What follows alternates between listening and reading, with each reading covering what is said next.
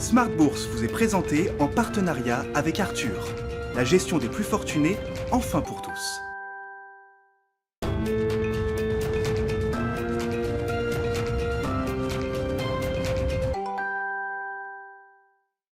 Bienvenue dans Smart Bourse, votre double dose quotidienne de marché en direct sur Bismart. Chaque jour à la mi-journée, 12h30, 13h et le soir, la grande édition pendant 1 heure à partir de 18h30. Au sommaire de la mi-journée, la croissance chinoise pour le deuxième trimestre qui se normalise conformément aux attentes des économistes. La croissance chinoise sur un an qui réduit le rythme à 7,9% donc au deuxième trimestre après les 18% et plus qui avaient été enregistrés au premier trimestre. On est, je le disais, globalement conforme aux attentes en rythme trimestriel. On notera que la croissance chinoise accélère un peu à 1,3% donc d'un trimestre sur l'autre au deuxième trimestre. Et puis quand même de bonnes indications d'activité en juin qui sont conformes là aussi à ce qu'on pouvait imaginer de la croissance chinoise à ce stade, avec une production industrielle et des ventes au détail qui ralentissent légèrement mais qui ressortent supérieures aux attentes. Voilà pour le sujet macro du jour. On reviendra évidemment sur les derniers débats autour de l'inflation aux États-Unis, avec à la fois la marque du mois de juin qui a été publiée avant-hier et qui est encore dans tous les esprits, d'autant que Jérôme Powell, le patron de la Fed, qui s'est déjà exprimé hier devant l'une des commissions de la Chambre des représentants, s'exprimera cet après-midi à nouveau devant une autre commission, celle du Sénat, cette fois pour son témoignage semi-annuel traditionnel. Jérôme Powell qui pour l'instant ne change pas de fond dans le discours qu'il veut porter sur l'inflation, à moins de penser qu'il y aura une pénurie de voitures d'occasion pendant des années aux États-Unis. Il faut regarder l'inflation toujours comme un phénomène transitoire. Voilà ce qu'a déclaré en substance Jérôme Powell hier devant les représentants. On en parlera avec l'un des économistes de Pictet qui est avec nous chaque semaine, Thomas Kosterg, en visioconférence depuis Genève. Et puis on parlera stratégie d'investissement avec les équipes de Carmignac et Kevin Tauzet qui sera avec nous en plateau pendant cette demi-heure, membre du comité stratégique d'investissement de Carmignac Gestion.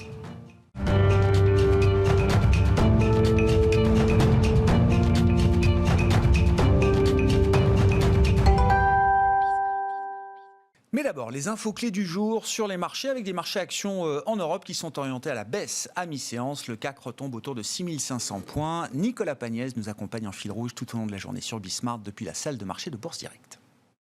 La bourse de Paris est en léger repli à la mi-journée, toujours sur fond d'interrogation quant aux impacts du variant Delta sur la croissance, mais aussi sous l'effet des commentaires de Jérôme Powell, qui, à l'occasion de son audition devant le Congrès, s'est prononcé quant à une économie américaine qu'il juge encore loin des objectifs fixés afin d'engager une réduction de son programme de rachat d'actifs.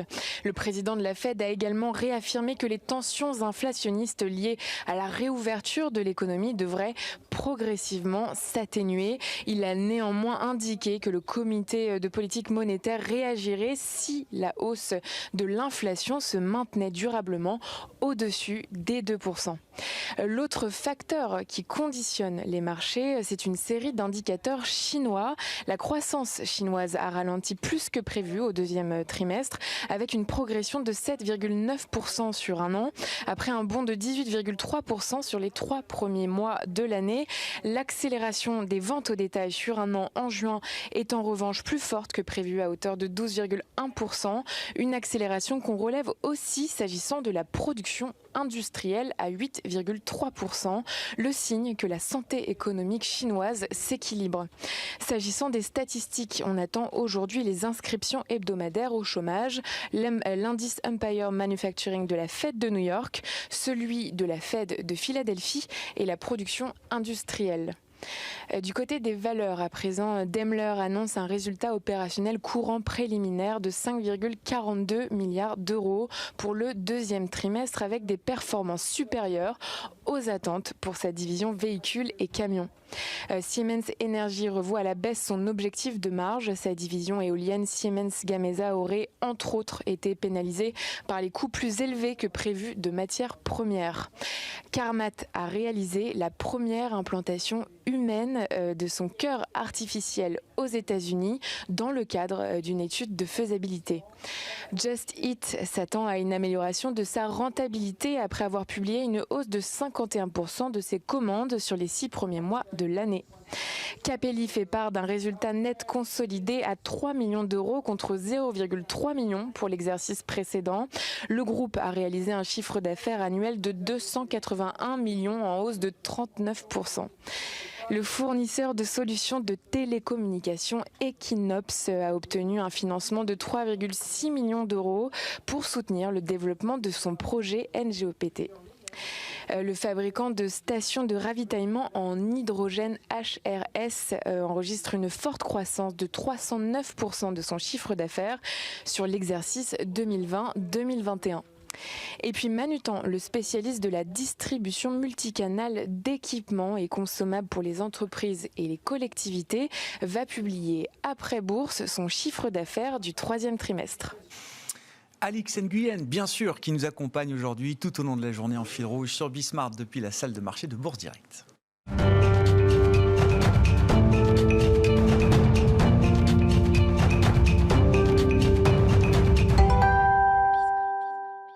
Et c'est Thomas Kosterg qui est avec nous en visioconférence depuis Genève, économiste senior en charge de suivre les États-Unis pour Pictet Wealth Management. Bonjour et bienvenue Thomas.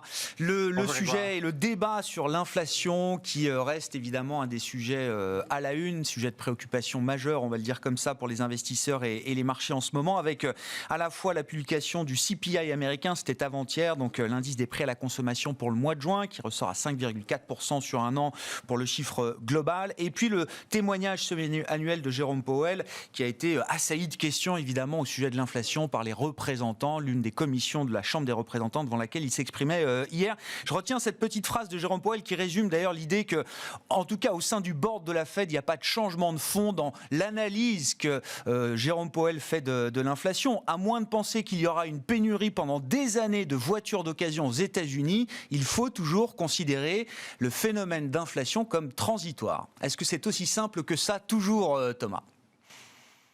Oui, alors nous tous, les économistes, on décompose ces fameuses statistiques d'inflation depuis la sortie du rapport mardi dernier. Et en effet, on a quand même un sentiment qu'on a en fait, il y a peu d'éléments qui ont tiré à la hausse l'inflation aux États-Unis, en particulier deux thèmes principaux. Il y a un thème de réouverture dans les services, c'est-à-dire qu'on a finalement beaucoup de consommation dans les services, donc dans les voyages, dans les hôtels, et ça fait monter ces catégories-là.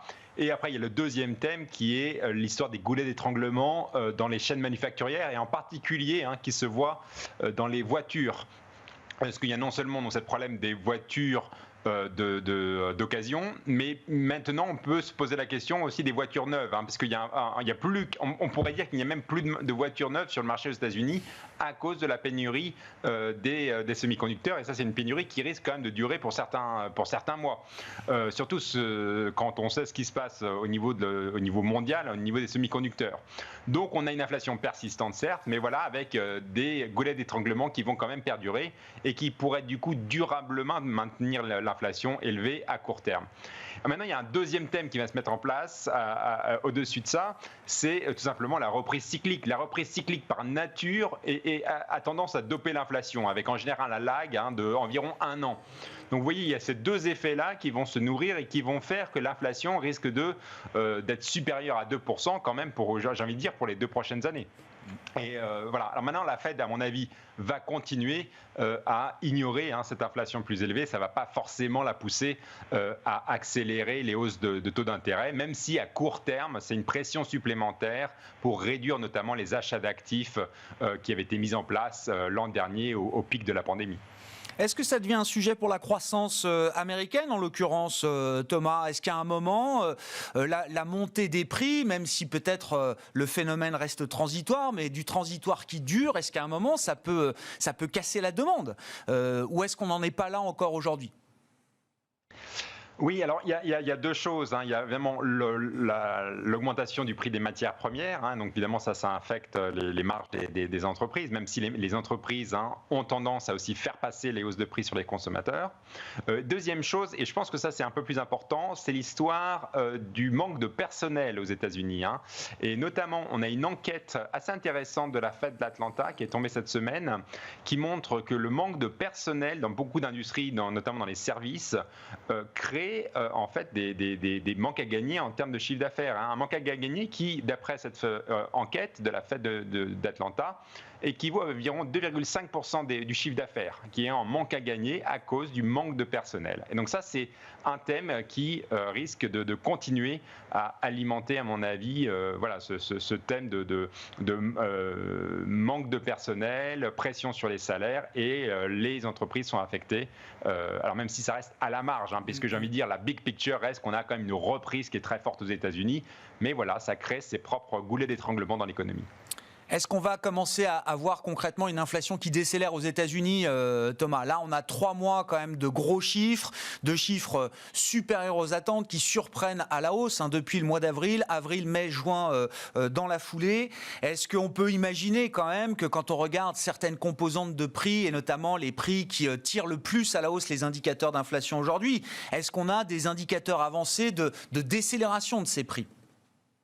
Tout à fait. Donc, en effet, on a atteint le pic, à mon avis, en glissement annuel.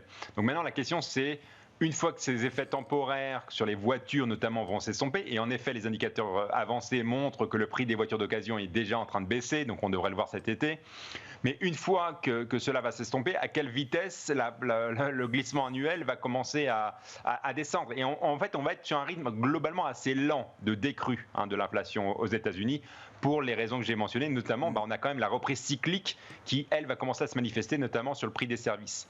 Voilà, donc deux choses à surveiller dorénavant. Je pense quand même le prix des nouvelles voitures et pas des voitures d'occasion. Et deuxième chose, les loyers. On pourrait aussi avoir un peu plus de loyers qui commencent à se raffermir dans les prochains mois. Donc, bref, conclusion, un pic, oui, qui a été atteint, une décrue, mais une décrue qui restera assez lente, mais qui ne devrait pas pour autant désarçonner la réserve fédérale. Bon, alors Jérôme Powell a répondu à beaucoup de questions autour de l'inflation. Il a été aussi beaucoup interrogé alors sur des questions de politique budgétaire, de fiscal policy, comme on dit aux États-Unis, alors sur lesquelles il botte en touche à chaque fois. C'est pas de mon ressort de m'impliquer dans ces débats et dans ces discussions budgétaires. Néanmoins, on sentait quand même hier parmi les représentants qui interrogeaient Jérôme Powell, et ce sera sans doute pareil tout à l'heure au Sénat, beaucoup de questions sur le besoin, l'ampleur, la nature du programme d'investissement qui est toujours en discussion en ce moment entre le Congrès et la Maison-Blanche, pour dire les choses simplement. Qu'est-ce qu'on peut imaginer à ce stade sur le plan justement d'infrastructures aux États-Unis? Comment est-ce que les débats avancent? Est-ce qu'on a déjà pris acte, le marché, les investisseurs ont-ils déjà pris acte que l'ampleur du stimulus budgétaire à venir serait peut-être moins important, beaucoup moins important que ce qu'on pouvait imaginer il y a quelques mois? Alors pour revenir au sujet de l'inflation, en fait, l'inflation est un sujet politique maintenant aux États-Unis, et c'est une vraie chaussure dans le pied pour Joe Biden, pour le président américain, qui doit faire passer ses gros plans de soutien à l'économie, ses gros plans structurels. Là, cette inflation très élevée arrive à un très mauvais moment. Et ça, c'est assez problématique, puisque même dans son camp, il y a des doutes quant aux effets potentiellement inflationnistes de autant d'ajouts budgétaires dans l'économie. Et donc ça, c'est un vrai problème. Et on voit qu'en effet, les plans de Joe Biden ont du mal à passer au Congrès. Alors cette semaine, en termes d'actualité, comme on le sait, il y a eu un accord entre le leadership au sein du Parti démocrate sur un plan budgétaire décennal à 3,5, enfin 3 500 milliards de dollars. Donc ça a été fait cette semaine. Maintenant, le passage au Congrès, qui vraisemblablement risque d'être plutôt au mois de septembre et octobre, risque d'être quand même compliqué. Je rappelle que même au sein du camp démocrate, il y a encore des incertitudes sur est-ce qu'il faut vraiment encore ajouter du budgétaire à l'économie alors que la croissance se porte bien. Deuxième chose, comment on finance ces plans. Et là, ce qui est intéressant, c'est qu'il y a eu un peu un changement de dogme même au sein du Parti démocrate, puisque les 3 500 milliards de dollars seraient purement financés par de l'impôt avec pas de nouveau déficit. Donc là, il y a un peu un changement. On avait au début du mandat le président Biden qui y allait très fort sur le déficit pour financer les nouveaux plans pour les plans de soutien. On était très fortement dépendant du déficit budgétaire. Là, on a un peu un changement de paradigme. On revient à quelque part à un policy making plus classique où on va chercher à équilibrer les dépenses et les recettes. Donc voilà, aussi pour l'économie, ça veut dire si on cherche aussi des nouvelles rentrées fiscales, c'est qu'on va pousser l'économie d'un côté, mais de l'autre, on va aussi risquer de la freiner. Et donc, en effet, c'est des plans qui seront beaucoup plus mitigés en termes d'impact net pour la croissance économique américaine. Merci beaucoup, Thomas. Merci pour vos remarques, votre éclairage hebdomadaire sur les enjeux américains. Thomas Kosterg avec nous en visioconférence depuis Genève, économiste senior chez Pictet Wealth Management.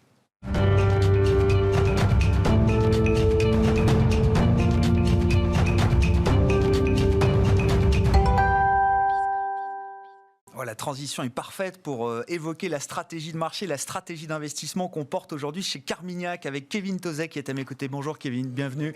Membre du comité stratégique d'investissement de Carmignac Gestion. Oui, l'éclairage de Thomas est intéressant et je trouve met en lumière la dernière lettre d'Édouard Carmignac, le boss, qui tranche un petit peu avec le ton optimiste que vous pouviez avoir ces derniers mois. Là, on sent qu'il y a peut-être un moment de rupture. En tout cas, on change de narratif. Et il y a une phrase qui ressort dans la lettre qui a été écrite là pour le mois de juillet 2021. La réduction graduelle des soutiens budgétaires, ou en tout cas l'anticipation de soutiens budgétaires moins importants, on en parlait à l'instant, et des soutiens monétaires également, qui risquent de se normaliser. On ne le voit pas encore du côté de la Fed, mais d'autres banques centrales sont un peu en avance sur ce plan-là, nous amène à revoir à la baisse les fortes prévisions consensuelles de croissance et d'inflation pour les 12 prochains mois. Qu'est-ce qui sous-tend déjà cette phrase ? Alors, c'est la phrase d'Édouard Carmignac, mais j'imagine qu'elle est portée quand même par l'analyse et la recherche de la maison Carmignac que vous représentez, Kevin. Et qu'est-ce que ça change en termes de stratégie d'investissement ? Ce qui la sous-tend, c'est que ça fait plus d'un an maintenant qu'on a des marchés qui sont littéralement sous stéroïdes, avec des injections de liquidités massives, des politiques monétaires très accommodantes, des politiques budgétaires très expansives aussi. Et puis, il y a la réalité du cycle économique. Thomas le disait, il est de plus en plus autonome, ce cycle économique. Et donc, les mesures exceptionnelles qui avaient été mises en place, pour remettre l'économie sur des rails, elles sont de moins en moins nécessaires. Et ce qui rattrape la réalité de ce policy mix, c'est peut-être un peu moins la trajectoire de la croissance, mais d'autres problématiques comme l'inflation, et donc ce qui va pousser les banques centrales à en faire un petit peu moins. Et puis, une fois que les mesures, on va dire, de soutien ont été mises en place, maintenant il s'agit des mesures de relance, et là ça pose plus de questions. Et puis le financement de ces mesures de relance, là qui en pose encore un peu plus. Et donc tout ça, ça veut dire une croissance à terme qui sera potentiellement moins vigoureuse que ce qui était anticipé, notamment avec certains investisseurs ou certains ports du marché qui espéraient un changement de paradigme absolument massif avec des politiques monétaires inconditionnelles, on va dire, et des politiques budgétaires sans fin. Le marché est allé peut-être un peu trop loin, évidemment, dans l'idée d'un nouveau régime de croissance, un nouveau paradigme. Mais vous dites, c'est le bon moment aujourd'hui pour revenir un petit peu les pieds sur terre. C'est pas prématuré. Parce que, le pic de croissance en Europe, par exemple, j'espère qu'on ne l'a pas encore vu d'une certaine manière, Kevin. Je sais que les marchés fonctionnent par anticipation, mais vous dites que c'est le bon moment pour se réinterroger quand même sur ce que seront la croissance et l'inflation demain. Oui, et puis là aussi, par exemple, si on regarde sur les marchés d'actions, cette année 2021, c'est une année exceptionnelle. On va dire les anticipations de croissance bénéficiaire pour cette année, c'est entre 40 et 50% pour les États-Unis et l'Europe. C'est quand même massif. Et donc, il faut quand même se préparer à une forme de retour à la normale. Et la normale, en termes de croissance bénéficiaire, c'est autour de 10%. Et donc les analystes sell-side ont fait un peu ce travail-là. et on connaît leur tendance à revoir leurs prévisions à la baisse. Donc on va voir comment ça se passe sur cette saison de résultats. Mais les investisseurs, je ne suis pas sûr qu'il l'ait déjà fait. Et cet environnement, on va dire avec un peu moins de liquidité, on va dire une photo macroéconomique un peu moins en support, elle tend à être quand même beaucoup plus favorable à des actifs qui ont plutôt eu tendance à moins bien performer sur ce premier semestre, et notamment les actions dites de croissance visible. Ouais, on va y revenir, mais c'est une histoire, c'est cette fameuse histoire de dérivés secondes, là, vous dites d'une certaine manière, sur la croissance, sur l'inflation. On a passé le pic et maintenant, c'est plutôt une moindre accélération qui est devant nous. C'est ça. Et puis il y a aussi, vous le disiez tout à l'heure, il y avait beaucoup d'espoir sur des mesures de relance budgétaire, par exemple aux États-Unis. Bon, on voit bien que l'inflation, elle préoccupe de plus en plus, et de plus en plus de membres du Congrès aux États-Unis. Faire passer des programmes de relance extrêmement importants dans ce cadre-là, ça pose question. Il y a des élections de mi-mandat en 2022 également. Là aussi, c'est possible qu'on voit des députés américains un peu moins prônes à prendre des risques et à être un peu plus sur la réserve. Et puis je crois que Thomas le soulignait à très juste titre, c'est-à-dire que le financement de ces mesures via des taxes, pas forcément non plus une très bonne nouvelle pour le consommateur américain, qui pourrait là aussi un petit peu thésauriser en anticipation de ces hausses d'impôts. Ouais, un peu moins de dépenses pures, avec en face un peu plus peut-être de financement, entre un mélange d'impôts, de réserve fédérale, etc. Une économie qui suit, on va dire, un cycle classique, quoi. Bon, et donc ça, en matière d'investissement, vous l'avez dit, ça plaide pour revenir, finalement, ce qui a été le thème gagnant des 10 dernières années, pré-Covid. Alors, ce qu'on appelait une forme de Goldilocks pour les investisseurs, mais des taux finalement qui restent très modérés. C'est ce qu'on a vu et c'est ce qu'on voit en ce moment. 1,30 sur le 10 ans américain, ça n'a rien d'excessif, visiblement. Et tout de suite, on voit, donc vous dites, les valeurs à duration longue, c'est ça qui repartent. Oui, et aussi parce que, on le souligne, on va dire, cette pression inflationniste, elles sont là, elles existent. Ça a une incidence sur les taux plutôt courts, qui sont plutôt sensibles aux politiques monétaires, et donc bien en anticipation que la Réserve fédérale, mais d'autres, la Banque du Canada, la Banque d'Angleterre, pourra en faire moins, et ça plus rapidement qu'anticipé. Mais ça pèse à moyen long terme sur la croissance. Et c'est bien ce que reflètent ces taux longs, et notamment le 10 ans américain, c'est bien ces anticipations de croissance à plus long terme. Et on va dire ce retour vers une forme de normalité, il ne faut pas oublier ce qui caractérisait le monde avant le Covid. Et c'était quand même un monde avec beaucoup d'endettement. On a aujourd'hui encore plus d'endettement dans le système économique et financier. Et ça pèse sur la croissance à long terme également. Et donc ces valeurs qui, elles, sont capables, on va dire, de générer, de croître, même si le cycle économique est moins porteur, elles ont toute leur place dans un portefeuille aujourd'hui. Et globalement, oui, vous dites, donc ne pas les valeurs de croissance toujours, et il faut décycliciser un peu ces portefeuilles. Là, c'est le bon moment, peut-être, si on avait pris des positions plus cycliques pour profiter de tout le thème qu'on a décrit depuis l'annonce des vaccins en novembre 2020. Vous dites, c'est le moment de revenir sur quelque chose de plus traditionnel. Oui, c'est-à-dire que la partie la plus cyclique du marché, la partie la moins chère du marché, elle est moins chère pour des bonnes ou des mauvaises raisons. Enfin, il y a des raisons très factuelles derrière ça. Elles tentent à être plus endettées, à être moins rentables, et donc elles ont besoin d'un cycle économique très porteur, et donc des mesures, on dit, de relance très forte, de soutien monétaire très fort, et avec ces mesures-là qui vont petit à petit décroître dans le temps, elles ont un facteur de support en moins, et donc pour nous, ça justifie tout à fait donc, de se positionner davantage sur des valeurs qui, elles, donnent plus de visibilité et sont moins tributaires du cycle économique. Et ça veut dire quoi ? Ça veut dire que les marchés actions, notamment, qu'on va à nouveau privilégier, ça va être le marché américain plutôt que le marché européen. Des thématiques chinoises aussi, on pourra en dire un mot, qui sont tournées vers la croissance technologique ou même les nouvelles énergies aussi. C'est un thème peut-être qui est en train d'arriver sur les marchés chinois aujourd'hui. L'Europe, ça y est, a mangé son pain blanc d'une certaine manière, Kevin ? Alors, chez Carmignac, on raisonne plus en termes de sélection de valeurs ou de thématiques d'investissement plutôt qu'en termes d'allocation géographique. Parce qu'on trouve aussi en Europe des valeurs qui offrent aussi cette très bonne visibilité. Alors, typiquement, on parle de luxe, mais il y a aussi des sociétés industrielles ou du secteur, ou liées à la transition énergétique qui sont porteuses de ces thématiques-là.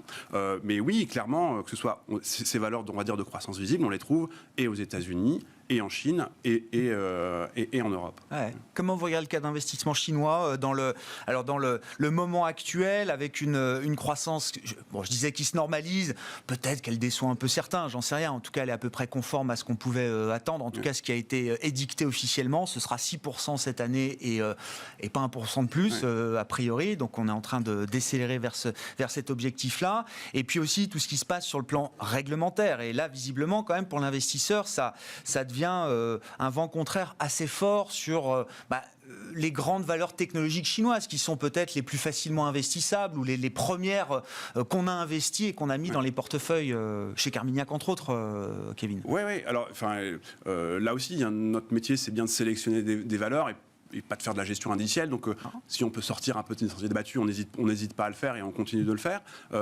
Sur la croissance chinoise, il faut garder en tête que on va dire cette moindre croissance chinoise, elle s'est faite aussi avec des politiques, là encore, monétaires et budgétaires qui étaient relativement orthodoxes, contrairement à ce que nous, on a fait et ce qui se faisait de l'autre côté de l'Atlantique. Donc c'est une vraie volonté des autorités chinoises. Et aujourd'hui, les taux chinois, ils sont bien plus hauts que ne le sont les taux européens et les taux américains. Donc des marges de manœuvre, il y en a. Et d'ailleurs, elles ont été mises en place il y a de ça une semaine. On a eu un assouplissement monétaire en Chine, très large, et qui ne supporte pas creux les grandes institutions financières, mais aussi les banques de plus petite taille. Et ça va aussi aider les entreprises de plus petite taille en Chine et le consommateur chinois in fine. Au moment où le monde développé à son rythme, va s'engager vers une normalisation des politiques extraordinaires de soutien monétaire et budgétaire, vous dites la Chine, elle, va peut-être partir en sens inverse. Exactement. Et cette désynchronisation-là, qu'est-ce que ça peut générer sur les marchés c'est toute notre thématique d'investissement cette année. C'est bien celle-là, c'est celle de cette désynchronisation du cycle mondial. Et on voit bien que ça continue à perdurer. Alors on parle beaucoup de politique monétaire et budgétaire, mais c'est aussi le cas du fait de la trajectoire du virus également, qui là aussi amène une forme de découplage entre les différentes économies. Et ça amène quelque chose qui est très précieux quand on gère activement des portefeuilles, c'est de la diversification. C'est-à-dire que si on a un gérant actif et global, eh bien on peut aller chercher des opportunités aux États-Unis, en Chine et en Europe. Et ça, c'est quelque chose qui amène aussi beaucoup de valeur sur le moyen long terme. Mmh. L'aspect réglementaire, là, quelles leçons vous tirez des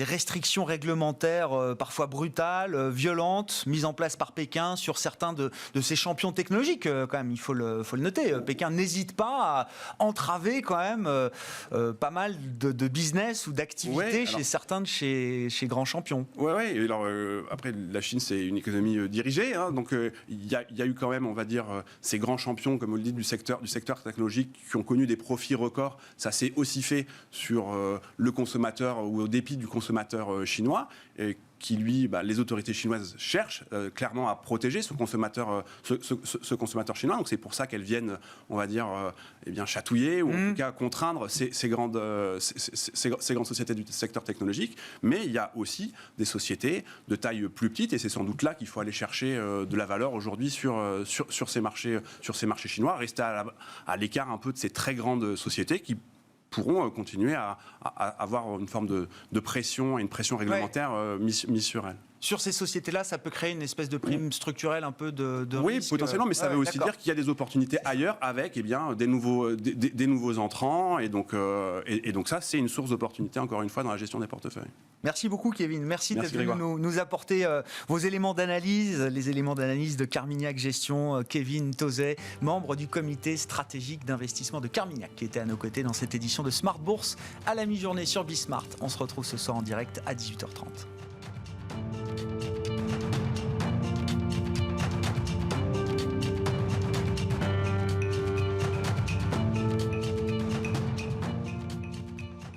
Smart Bourse vous a été présenté en partenariat avec Arthur, la gestion des plus fortunés, enfin pour tous.